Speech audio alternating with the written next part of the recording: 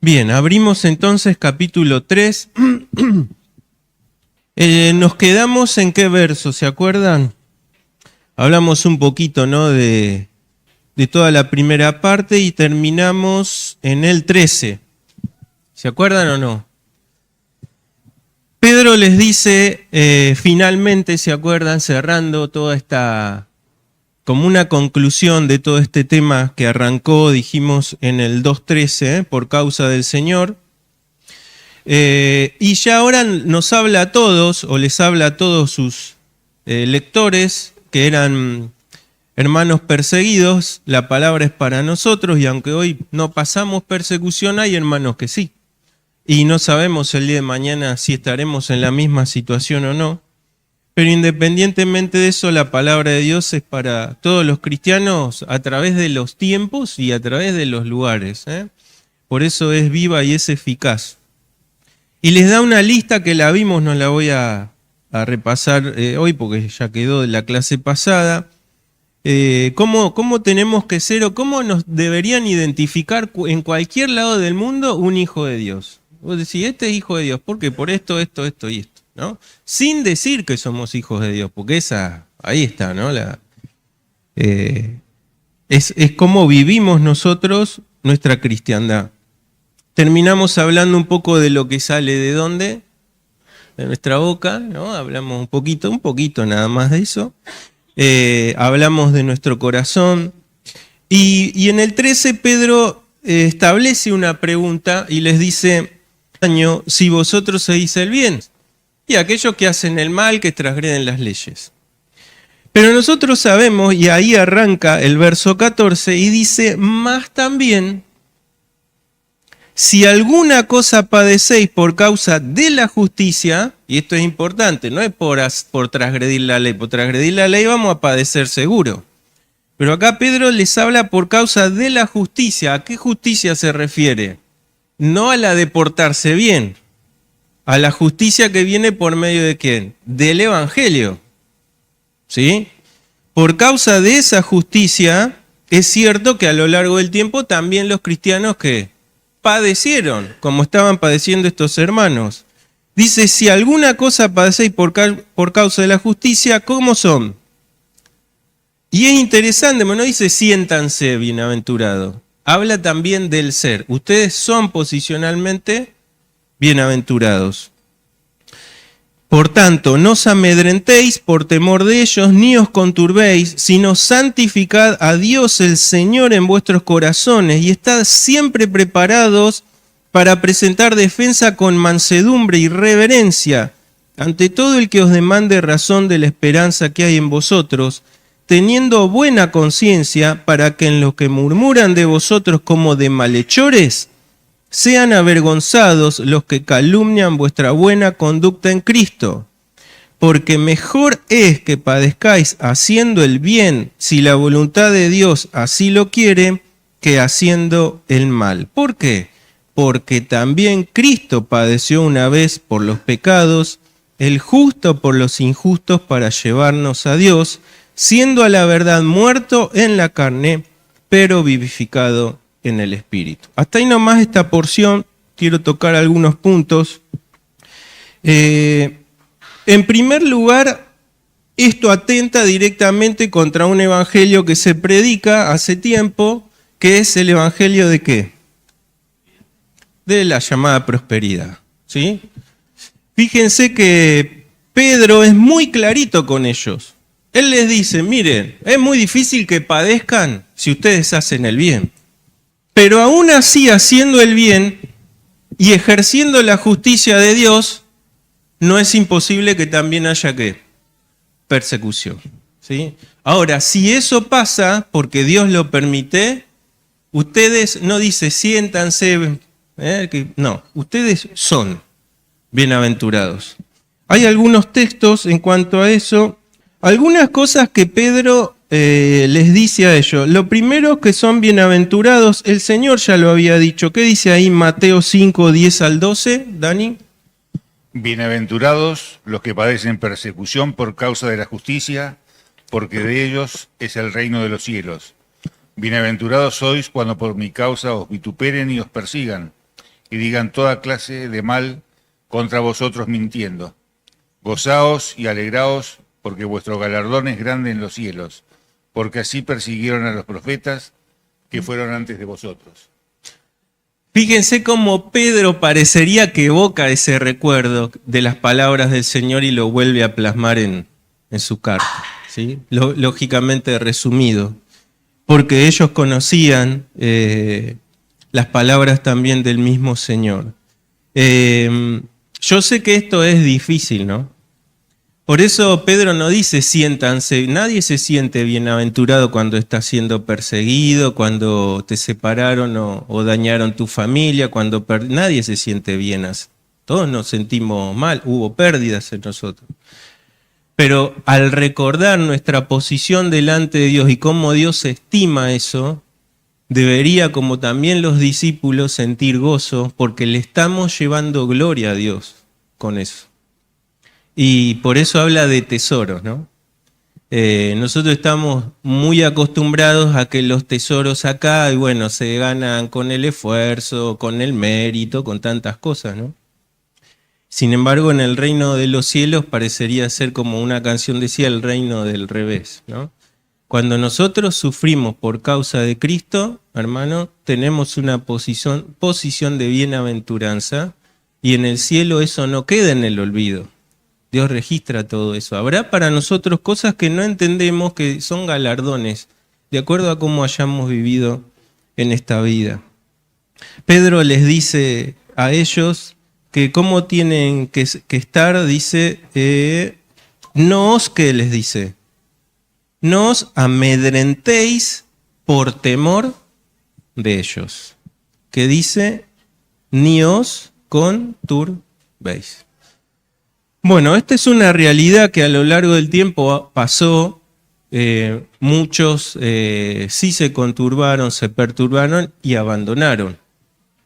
Dejaron los caminos, ¿no? Muchos fueron apóstatas, otros fueron momentáneamente con la persecución y cuando la persecución aminoraba y había más libertad, aparecían de nuevo, ¿no?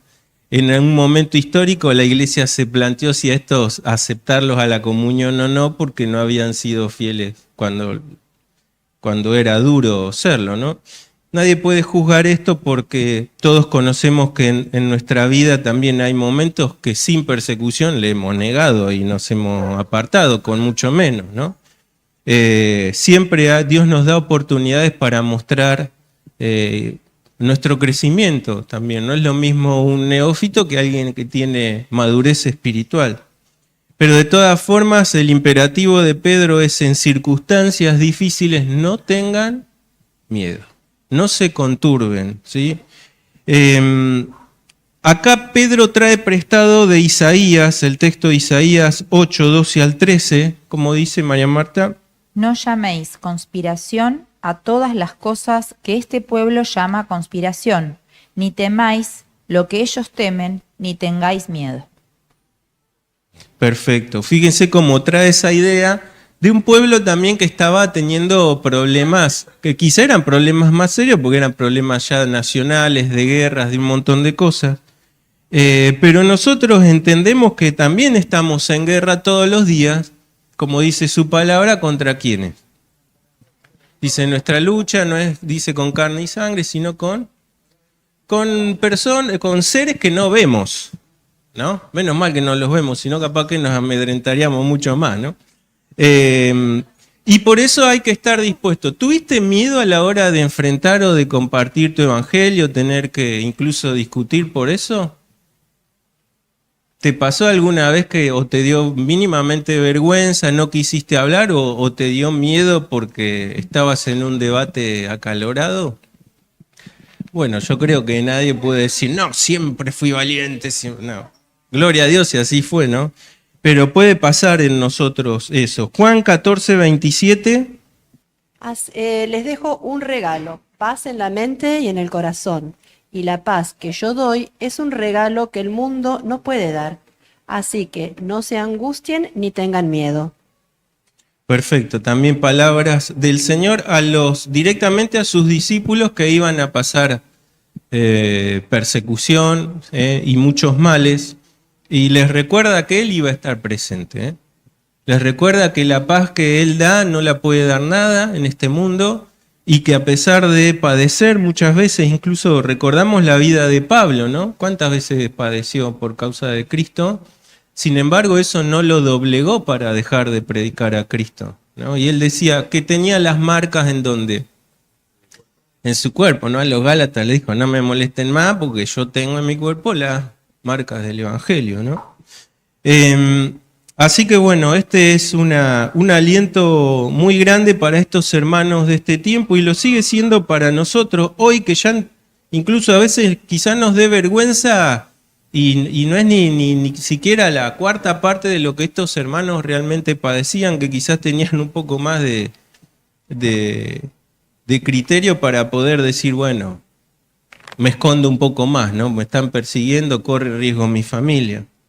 Ahora, dice una palabra que es interesante, estad como, dice, otro imperativo. Estad como, ¿sí? Siempre preparado. Y acá quiero entrar un poquito porque nosotros a lo largo del tiempo hemos visto a veces más preparación en algunas sectas que en nosotros mismos. Y esto nosotros también tenemos que hacer una revisión de cómo estamos, porque parece que la gracia nos hace a veces tomar livianamente a nosotros ciertas cosas y no hay demasiada preparación en nosotros. La preparación, hermanos, no es para el pastor de la iglesia o los maestros, porque Pedro les escribe a todos los grupos dispersos en todos los lugares que leímos en el capítulo 1. ¿Cómo le dice? Está cuando el tiempo es siempre. Vamos a leer el texto que les di, Mateo 22:4. La palabra preparados en griego habla de algo ya dispuesto y listo para ser usado o para ser completado, ¿sí? Dice Mateo 22:4, esta es la intención de Pedro. Cuando dice, siempre tienen que estar preparados. ¿Qué significa? Está todo listo para que vengan. Y yo me preguntaba esto, ¿no? Y me hacía la pregunta también a mí mismo, de si cuánto hay de preparación a pesar de tantos años. ¿Y qué involucra o qué implica estar preparado? Estar preparado no significa años en la iglesia. Eso simplemente podría llegar a ser presentismo nada más. Anoto en una lista, levanto la mano, no tengo inasistencia. La preparación incluye varias cosas. Vamos a leer algunos textos. Colosenses 3:16. La palabra de Cristo mora en abundancia en vosotros, enseñándoos y exhortándoos unos a otros en toda sabiduría, cantando con gracia en vuestros corazones al Señor con salmos e himnos y cánticos espirituales. Bien, ¿el imperativo cuál es? La primera oración nomás que dice la palabra... More. La palabra more ahí es residencia permanente. Es una vida de lectura y meditación de la palabra. Que la palabra tenga morada dentro mío. Por eso es muy bueno que desde la escuela dominical se les obligue a los chicos, con ciertos estímulos obviamente, a estudiar y memorizar textos. Los textos que se memorizan y quedan desde niño no se van, quedan acá arriba. Entonces, ¿cómo está nuestra vida de preparación? Porque vamos a tener confrontación de la esperanza de nuestra fe. Y no podemos estar así nomás, ¿sí? Tiene que haber palabra de Dios en abundancia en nosotros. El segundo texto, Tito 1:9 al 11. Dice, retenedor de la palabra fiel tal como ha sido enseñada, para que también pueda exhortar con sana enseñanza y convencer a los que contradicen. Porque hay aún muchos contumaces, habladores de vanidades y engañadores, mayormente los de la circuncisión, a los cuales es preciso tapar la boca, que trastornan casas enteras, enseñando por ganancia deshonesta lo que no conviene, no atendiendo a fábulas judaicas ni a mandamientos de hombres que se apartan de la verdad. Bien, ese era el 14, ¿verdad? Sí.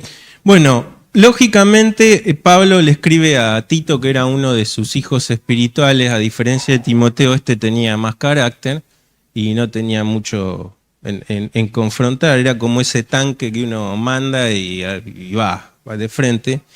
Y fíjense que la instrucción es ante las falsas doctrinas, ante los argumentos en contra, qué postura hay que tener, de aceptación, de bueno, de consideración. Y dice, tapales la boca, ¿no?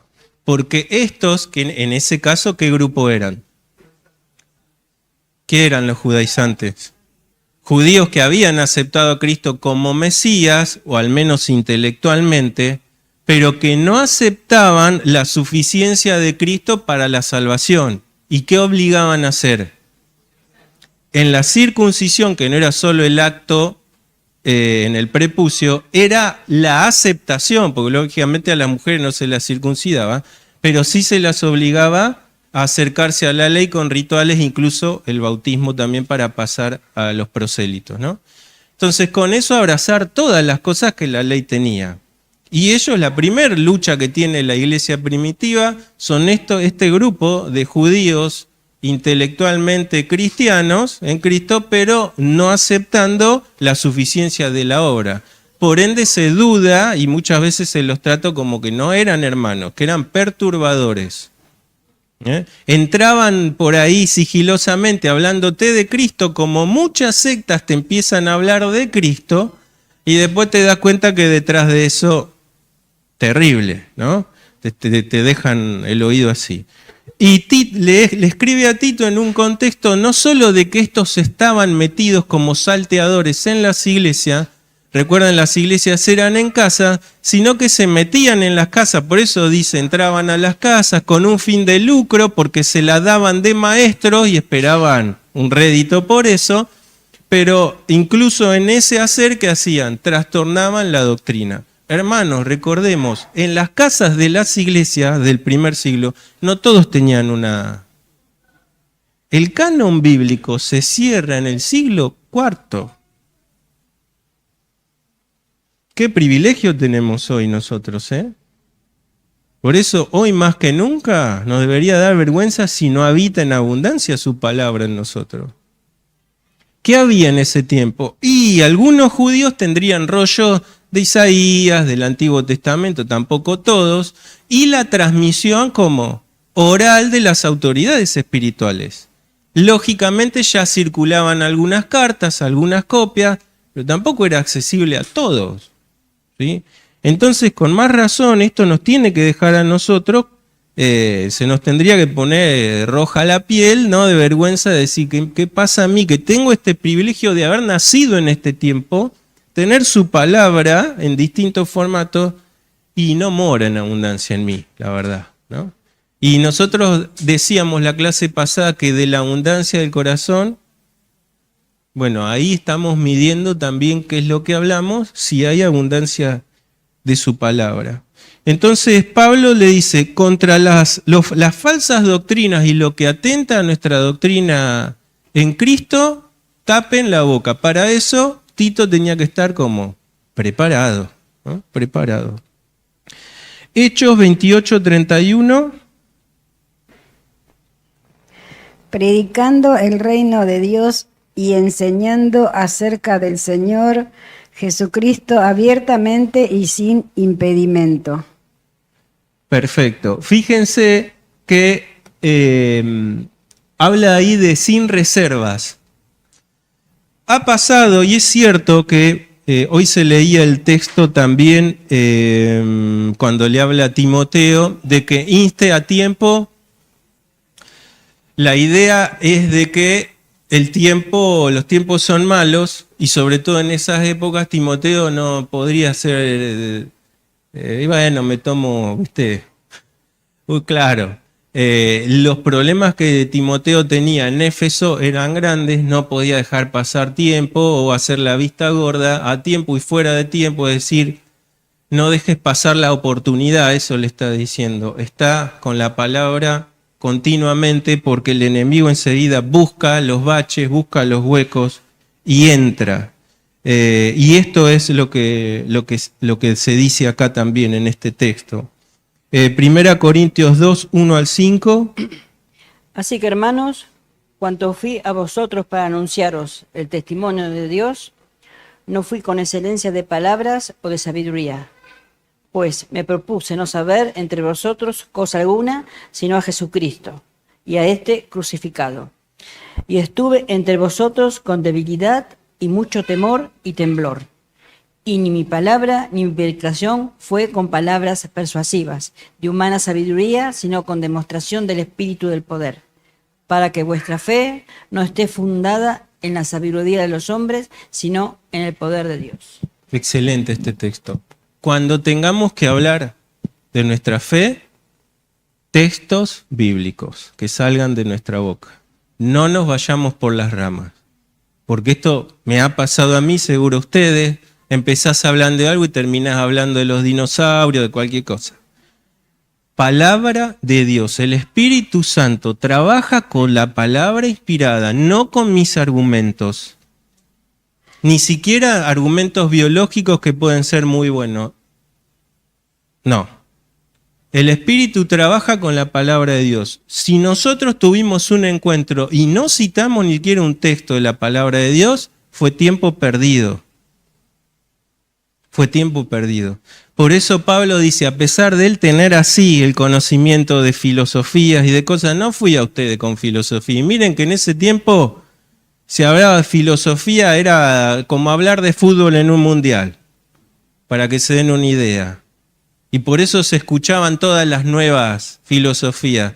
Pablo les da a entender que él se las sabía todas, pero cuando fui a ustedes, lo único que quise hablarlo de ¿qué? De Cristo y de lo que significa que el núcleo central de la predicación está en Cristo, no en argumentos de la biología, de la ciencia. Nos vamos a ir por las ramas si nos vamos por esos lados. Centrémonos siempre en la palabra de Dios, porque es lo único que tiene poder para transformar.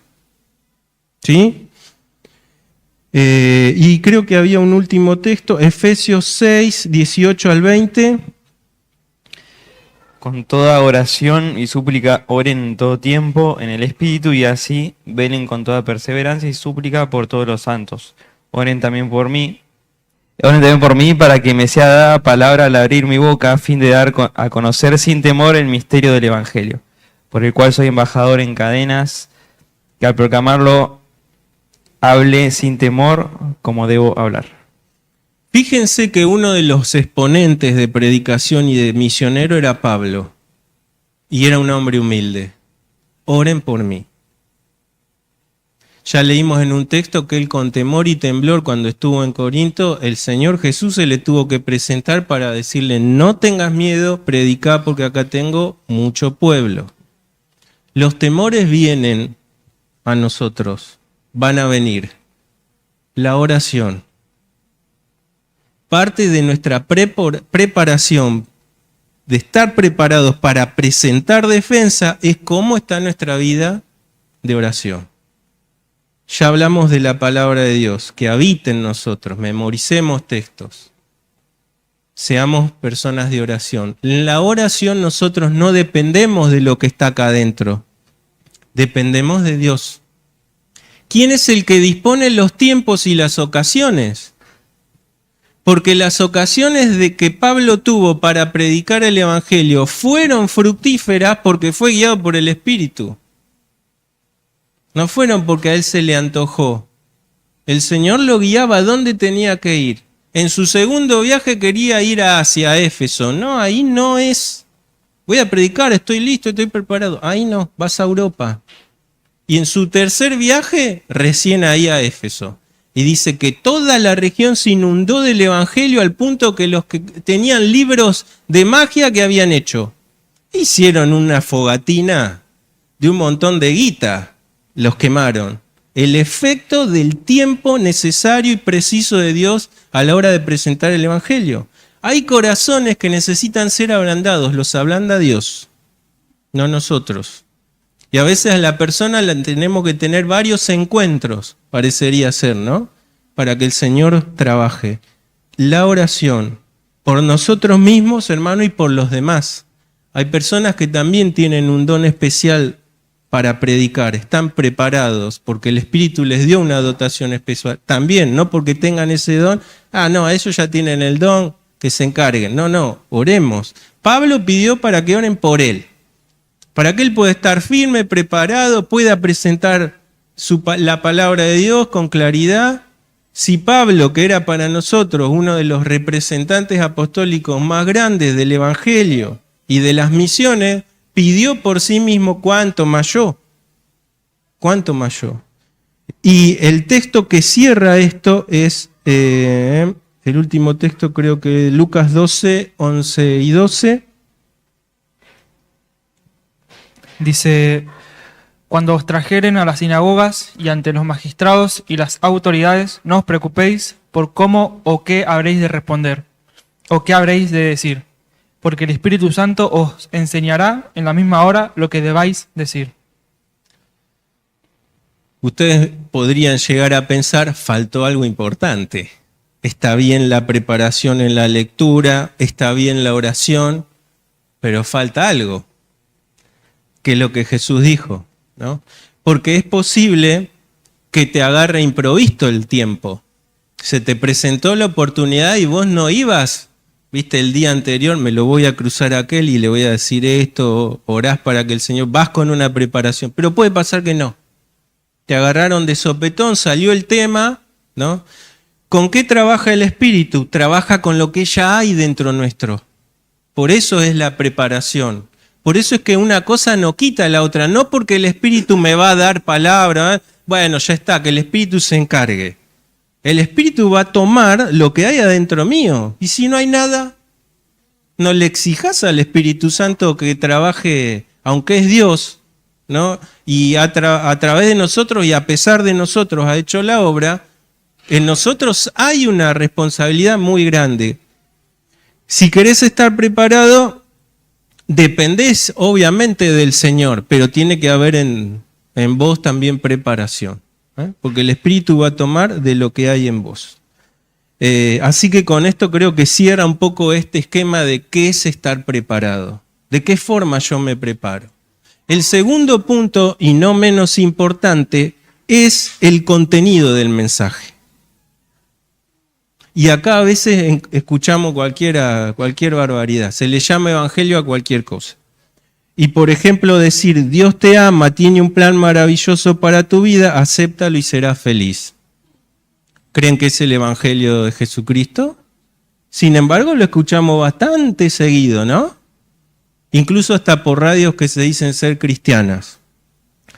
El contenido del mensaje es fundamental y en eso también nos tenemos que preparar, saber cuáles son los puntos que nosotros no podemos dejar de tener en nuestra mente. Leíamos ahí que Pablo les dice, independientemente de la filosofía, yo me propuse presentarles a quién.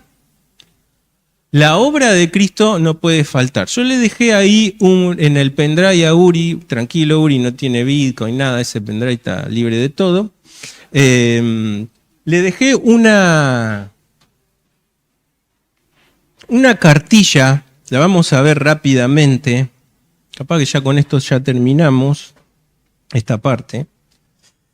Lógicamente no significa que esto es esto y no nos salgamos de acá, ¿no? En la predicación se puede dar de muchas formas, pero la idea de esta cartilla es de puntos que nosotros no deberíamos dejar de decir, que si nosotros no tomamos estos puntos en cuenta, puede que nuestro evangelio no sea completo, ¿sí? Ahí dice 1 Corintios 15, 3 y 4, que dice, Cristo murió por nosotros, por nuestros pecados, fue sepultado y resucitó al tercer día conforme a las Escrituras. Es un buen resumen del contenido de la prédica que tenía Pablo. ¿Cómo era porque acá vienen las estrategias también. Pablo no era una persona que se paraba a predicar en las plazas. No era su forma de hacerlo. Hizo una sola vez en Atenas, porque en Atenas que había una costumbre de los filósofos de que así lo hacían. Entonces él dijo, bueno, aprovechamos. Pero su estrategia, ¿cuál era? ¿Se acuerdan? Él entraba directamente a la sinagoga los sábados. Y ahí predicaba porque se les daba el rollo, elegiría el rollo de Isaías, porque de lo que más habla Pablo, si ustedes hablan en las cartas, es Isaías, que se le llama el Evangelio del Antiguo Testamento, y con Isaías, ¿qué demostraba a los judíos? Que Jesús era el Mesías, ya enviado, no tenían que esperar otro, y en base a Isaías daba los cumplimientos proféticos del Señor Jesús, y cuando pasaba eso y había aceptación, entonces podía ampliarlo. ¿A quiénes ganaba con ese evangelio? A judíos y a quiénes más. A gentiles, prosélitos que estaban ahí, ¿se acuerdan que hablamos? Muchas mujeres, incluso nobles, también se daba eso, que eran prosélitos ya o que eran simpatizantes, pero que estaban en la sinagoga. Esa era la estrategia de Pablo. ¿Significa que todos tenemos que copiar a Pablo? Y no, porque ya no hay sinagoga y ya estamos en otros tiempos, ¿no? Pero en la estrategia, a veces nosotros quizá tenemos a venerar ciertas estrategias, y es este el modelo, y te das cuenta que funciona en un lugar y en otro no. El modelo debería ser el que nos guíe el Espíritu Santo a hacer, porque los lugares son distintos, las casuísticas son distintas y las personas son distintas. Las ocasiones son distintas. Hoy se predica hasta en un estado de WhatsApp y tenemos que usar también ese medio, ¿sí? Entonces, el primer punto que yo puse ahí dice, Dios es santo, creador y señor de todo. No se lee, ¿no? La primera parte es, Dios es santo, creador y señor de todo. Dice, el Evangelio no comienza con el hombre, sino con Dios. La persona debe entender ante quién está el Creador Santo, dueño absoluto de todo.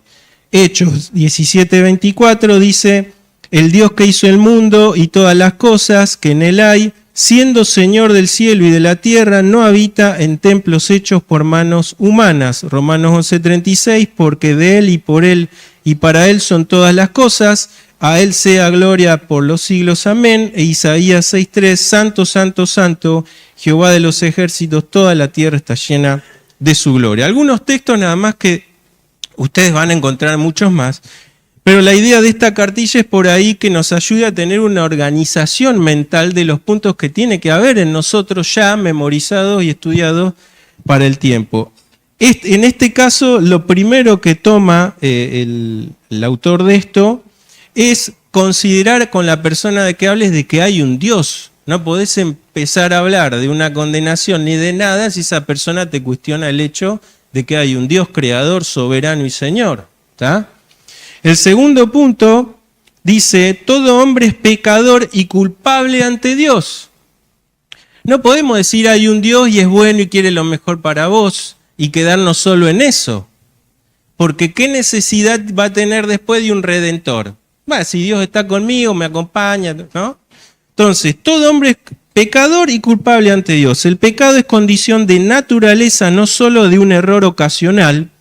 El problema central del hombre no es la infelicidad, sino la culpa real ante un Dios santo. Y ahí yo les puse 3 textos. Uno de ellos es Romanos 3:23, por cuanto que dice, todos pecaron, ¿y cómo están? Destituidos de la gloria de Dios. Es lo segundo que tenemos que recalcar. Hay un Dios santo y ante ese Dios santo no podés acceder.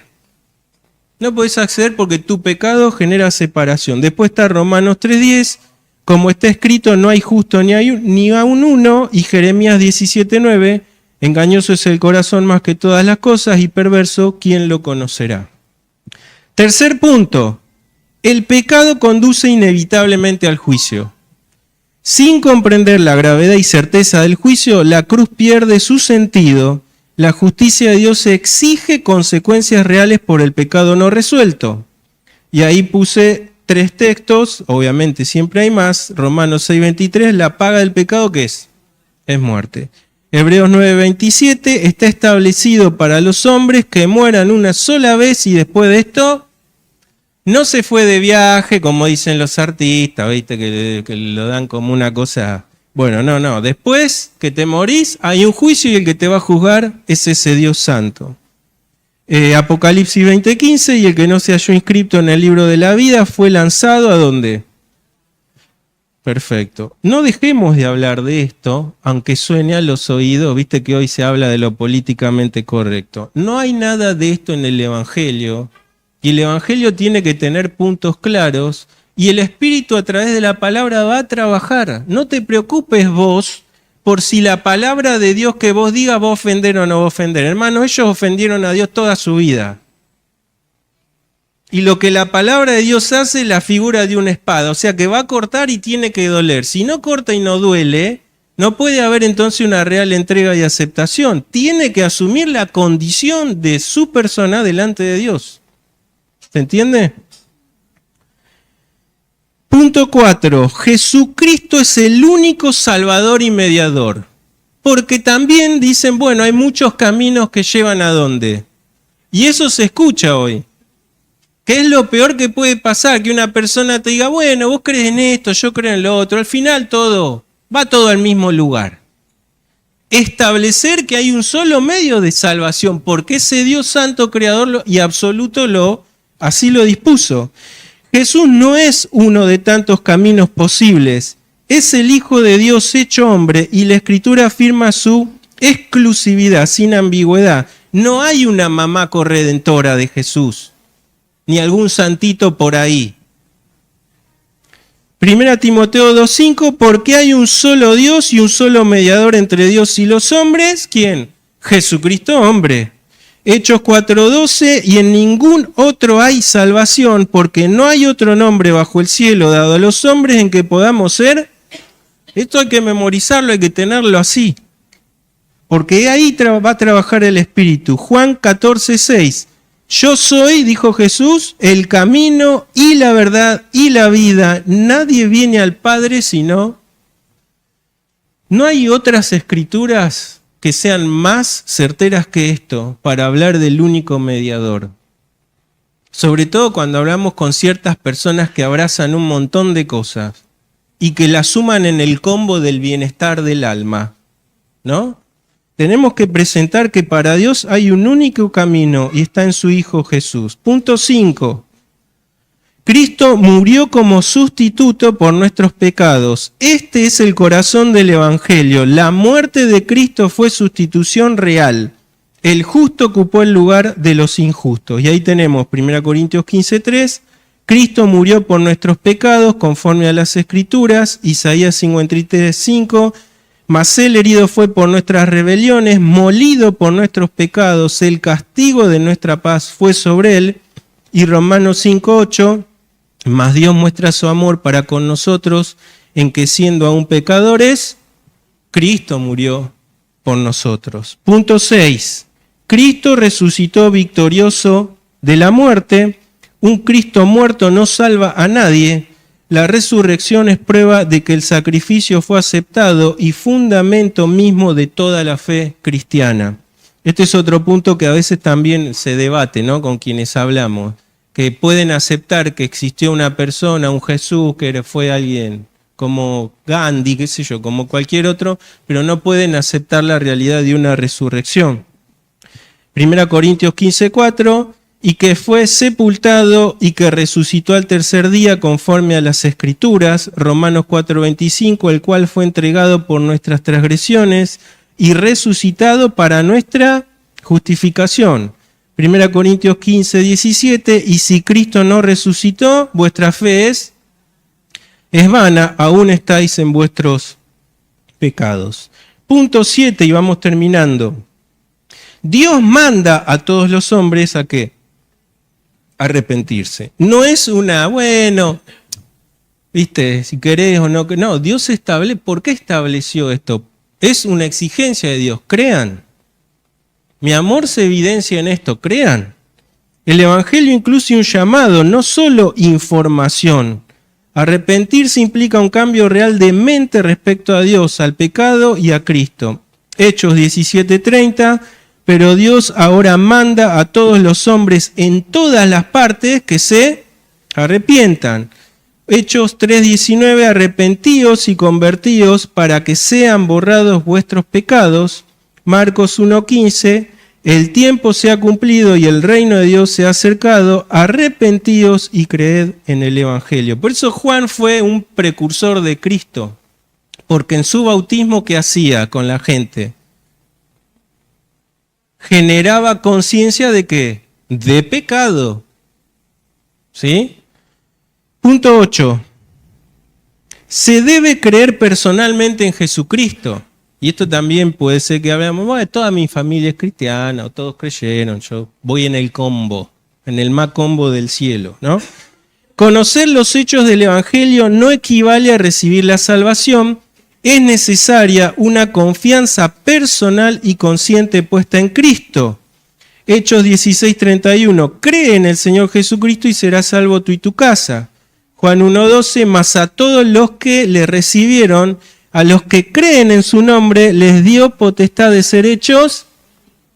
No es solo una aceptación intelectual, esto es lo que tiene que entender la otra persona. Tiene que haber aceptación y confesión y arrepentimiento. ¿Arrepentimiento que involucra? Doy vuelta a 180 grados. ¿Sí? Ojo, a veces nos cuesta a nosotros como hijos de Dios arrepentirnos. Confesamos y no nos arrepentimos. Señor, pequé, hice esto, hice el otro, y a los 3 días estoy volviendo a confesar el mismo pecado. Hubo confesión, porque yo sé lo que a Dios le molesta, pero ¿qué no hubo? A veces el arrepentimiento es un proceso también aún en nosotros, pero en lo principal, que era entender que éramos pecadores y que solamente por Cristo podíamos aceptar el regalo de Dios, teníamos que confesar y dejar de hacer lo que estábamos haciendo, ¿sí? Lógicamente después habrá luchas en nosotros con el pecado y nuestra carne. Romanos 10:9 dice que si confesares con tu boca que Jesús es el Señor y creyeres en tu corazón que Dios le levantó de los muertos, serás salvo. Ojo, no obliguemos y forcemos a la persona. Yo he visto esto a veces. ¿Crees en Jesús? Orá conmigo. Pará un poco porque tiene que haber un proceso en su cabeza. Si no, no se genera una conversión, es algo intelectual. Es una mano levantada que no significa más que a veces solo, bueno, para quedar bien, porque me dijo, para qué sé yo, por lo que sea, y no ha habido un cambio en su corazón real. Y esto lo hemos experimentado a lo largo del tiempo. Personas que levantaron, ¿cuántas levantaron la mano acá y hoy no están en ningún lado y siguieron haciendo lo que quisieron? Es porque quizás fue un acto emocional, un acto intelectual, pero no hubo un arrepentimiento real y una conversión. No forcemos las cosas, dejemos que el Espíritu trabaje. Punto 9. Cristo no solo salva, es Señor y llama a seguirlo. Un evangelio que ofrece beneficios sin señorío no es el evangelio apostólico. Jesús mismo no suavizó el costo al llamar a las personas. Lucas 9:23, si alguno quiere venir en pos de mí, niéguese a sí mismo, tome su cruz cada día y sígame. Esto es lo que erran también el evangelio de la prosperidad. Nunca hablan de un costo de seguir al Señor y de que ahora es Él el Señor, no sos más vos el Señor de tu vida. Por ende te puede llevar por caminos que a tu carne no le agraden. Pero de eso se trata. Aceptamos a Cristo con todo lo que Cristo es en su palabra. Él es Salvador, pero Él es Señor. Y Él un día será juez. Si nosotros no ponemos todo lo que es la persona de Cristo, también estamos cerrando en el mensaje. Mateo 16:25, porque cualquiera que quiera salvar su vida la perderá y cualquiera que pierda su vida por causa de mí la hallará. Romanos 14:9, porque Cristo para esto murió y resucitó y volvió a vivir para ser Señor, así de los muertos como de los vivos. Punto 10, y ya voy terminando. La salvación es por gracia, no por méritos, otro punto en el que a veces nos toca hablar, ¿no? Pero yo no hice mal a nadie, soy bueno, ¿no? Y te nombran un montón de barbaridades que lógicamente muchas ni nosotros hemos cometido, pero tenemos que entender que el pecado, por más poquito que nosotros creamos que sea, eso ofende a Dios de la misma forma, y además en Adán, dice, el pecado pasó ¿a quién? A todos los hombres por cuanto todos pecaron, ¿no? Nadie puede ganar el favor de Dios mediante religión, sacramentos, esfuerzo moral o buenas obras. La salvación es un don que se recibe. Efesios 2, 8 y 9, porque por gracia sois salvos por medio de la fe, y esto no de vosotros, pues es don de Dios, no por obras para que nadie se gloríe. Tito 3:5 dice, no por obras de justicia que nosotros hubiéramos hecho, sino por su misericordia nos salvó. Romanos 4:5, mas el que no obra, pero cree en aquel que justifica al impío, su fe le es contada por justicia. Punto 11. Quien cree tiene la promesa segura de vida eterna. Entonces ahí sí podemos hablar de vida eterna, porque ya le hablamos de los puntos principales. Lógicamente esto no tiene que excluirse, y sí saber de que hay ¿dónde se centra nuestra esperanza de vida cristiana? En que un día vamos a estar ¿dónde? Porque uno de los miedos que la gente tiene y que por lo cual vive su forma de vida es la expectativa de ¿qué? De que un día se mueren. Y nadie quiere hablar de eso, ¿no? Pero cuando nosotros transmitimos el mensaje de que hay un después, que va a haber un juicio y que en Cristo hay una garantía de que vamos a estar con Él, entonces, ¿qué transmitimos? La esperanza eterna del Evangelio presente. Por eso es que no puede faltar tampoco este punto. El Evangelio termina con una promesa firme, no con una esperanza incierta. La seguridad de la salvación descansa en la palabra de Dios. Juan 5:24, de cierto os digo, el que oye mi palabra y crea que me envió tiene vida eterna. Romanos 10:13, porque todo aquel que invocar el nombre del Señor será salvo. 1 Juan 5:13, estas cosas os he escrito para que sepáis que tenéis vida eterna, los que creéis en el nombre del Hijo de Dios. Y el último punto que puse acá, que es el llamado urgente, hoy es el día de responder, ¿no? Porque también pasa eso, bueno, quizá mañana, otro día, otro tiempo, y nos ha pasado de que esa persona no la volvimos a ver más, o lo que es peor, al otro día tuvo un accidente y se murió, ¿no? Entonces recalcar eso también a la persona, mira, hoy entendiste el mensaje, hoy crees en Cristo, todos te dicen que sí, bueno, ¿por qué vas a dejar pasar si tu alma puede ser salva hoy? ¿No? Generar ese estado de pensamiento en la persona.